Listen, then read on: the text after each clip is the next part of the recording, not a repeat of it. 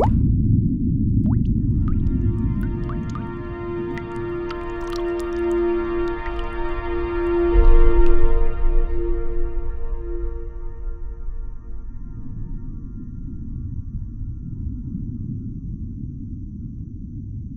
you for having me. I hope you're hearing me well. Give me a sign. Okay, looks like that. Thank you for having me again, and it's a great honor to me. First of all, instead of me, you should have seen Dr. Ephraim Eliav. Burada benim yerime Dr. Ephraim olacak. But something changed at the last moment. He was supposed to speak about the chemistry between atoms and chemistry between people.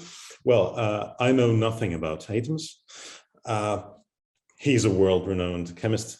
I'm not. So I'll cut it short to the chemistry between people, namely friendship. That is what I was asked to talk about. So, as I said, it's a great honor to me and a great confusion at the same time, because I was asked to speak about friendship. And as you know, the night before the invasion, Putin signed the Treaty of Friendship with the separatist regions he recognizes as sovereign states earlier that day. And this treaty was necessary to justify the aggression. So this example suggests that we should be careful about what we call friendship and how we treat this value. Now I'll try to share my screen because I have something to show. There will be no text there, just emotional pictures. I hope you see them. So the obvious statement is that the current war is unacceptable and must be stopped by a joint action of nations. And as a matter of fact, I hope, can you see my screen right now? The presentation. It was okay. Okay, so I'll keep going without that slide because it's too tough. And the idea is that the war must be stopped, but we should also realize actually whom we turn to with that message about the fact that the war should be stopped.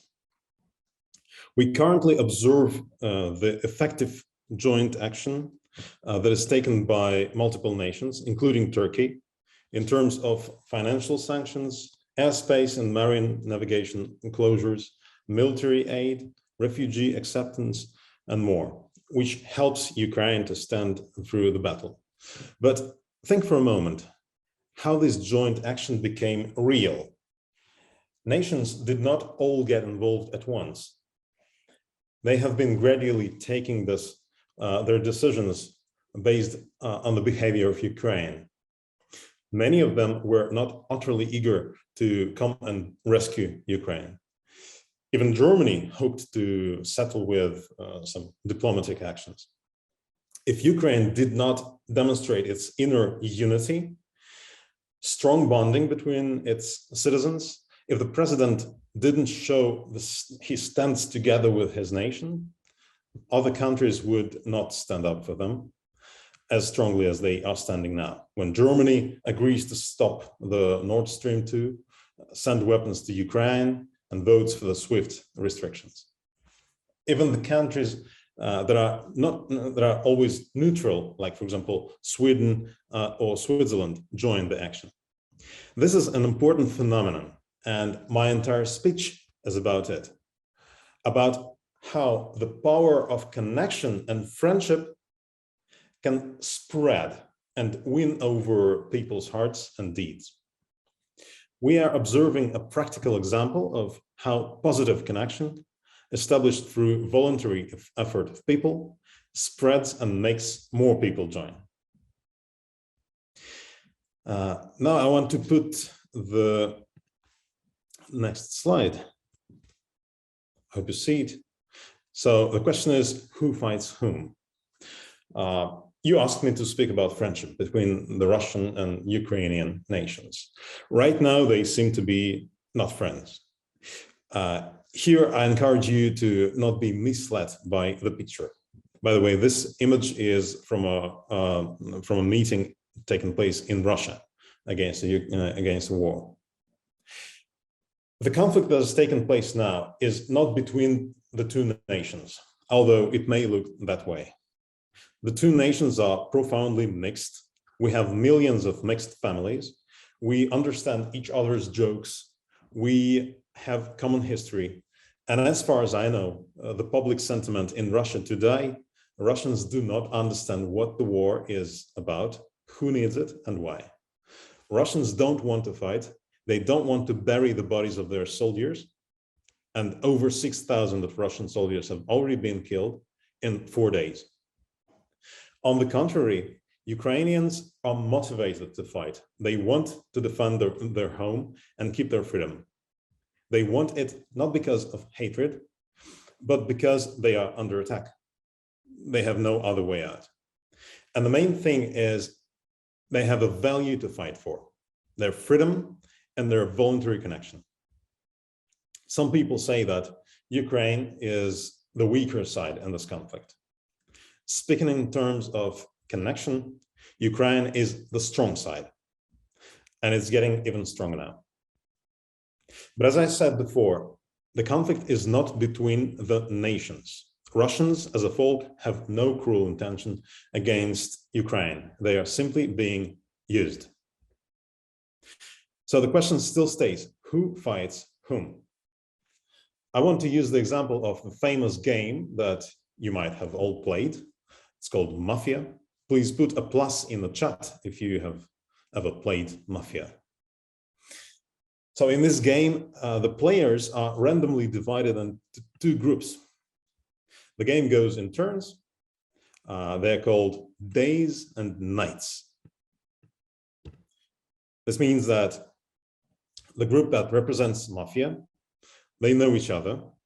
They wake up at night, see each other awake, and take a joint decision, whom they're going to kill.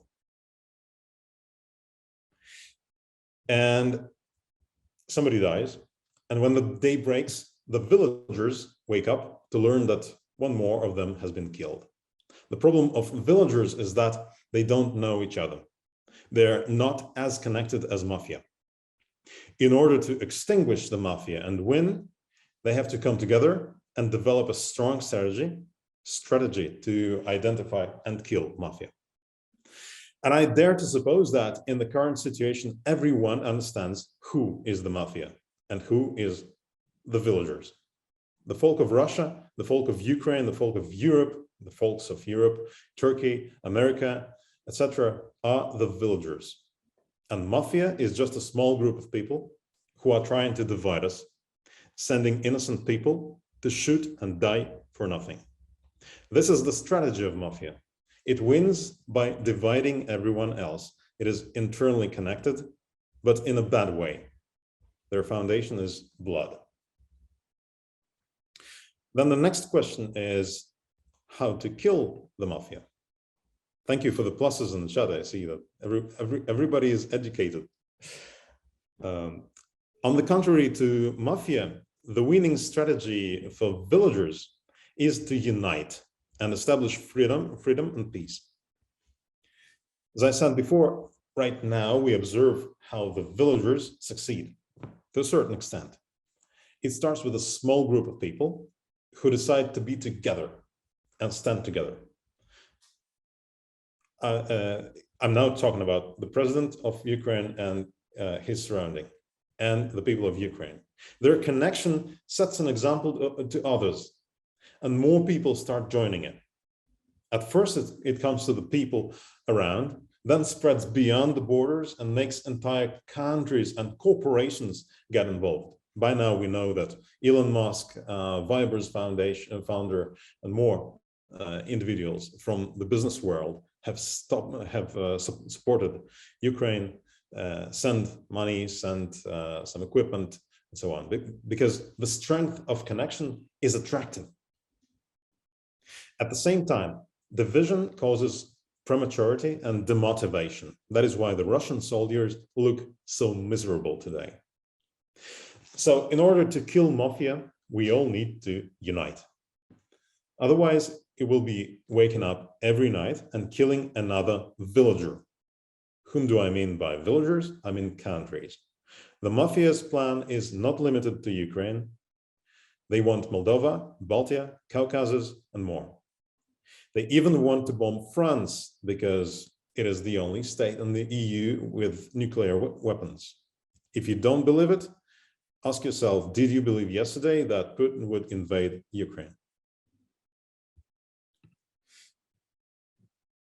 I see some comments in Turkish. I'm sorry, I couldn't understand them. Let us keep going. The next point is that unfortunately, mafia believes that it is immortal. I mean, we think we know how to kill mafia. I said we should unite. But according to the famous saying, mafia is immortal. Mafiosi themselves believe that mafia never dies. Why? The reason is that mafia lives inside us. It lives inside each of us. If you look inside your heart and check it carefully, you'll realize that the force of division is present there. Each one of us has their own intentions, which are negative intentions, and which can be called internal mafioso, who wants to rip the world in pieces. The force of disconnection that causes all quarrels, conflicts, fights, etc. This is the internal mafioso inside each of us.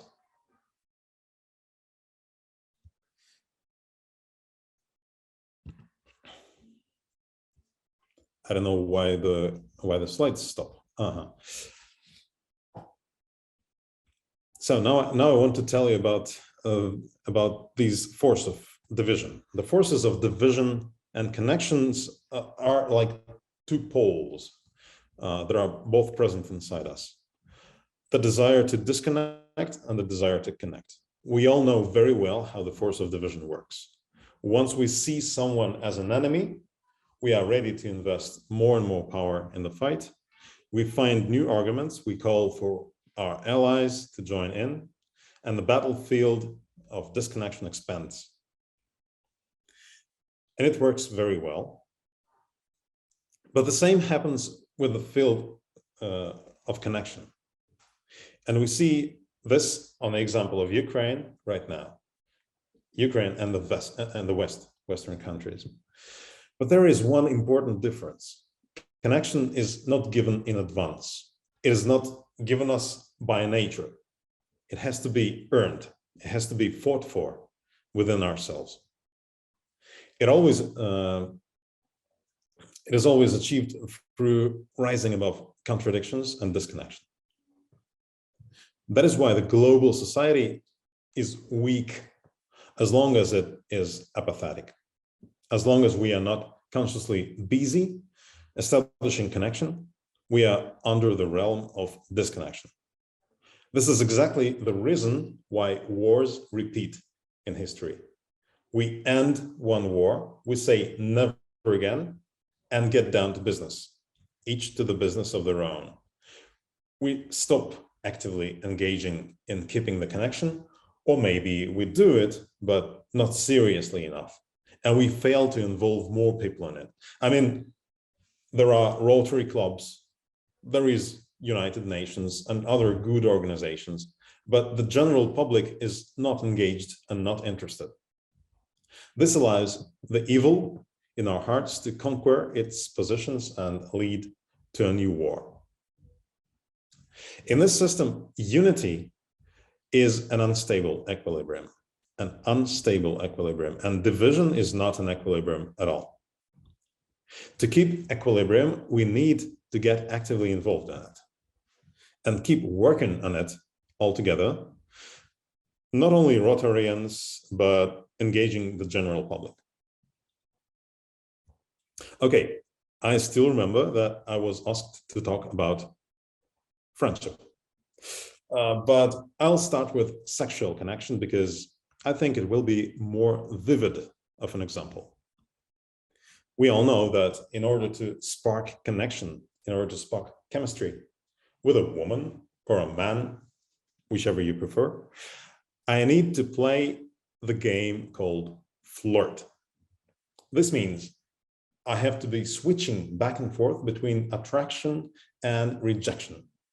I need to make believe I like her, but then the next moment I retract myself and look as if I'm cold or uninterested. And even if we've been a family for 20 years, I still have to play the same game to make our relationships exciting. Flirt is a combination of the negative and the positive, a combination of conflict and embrace.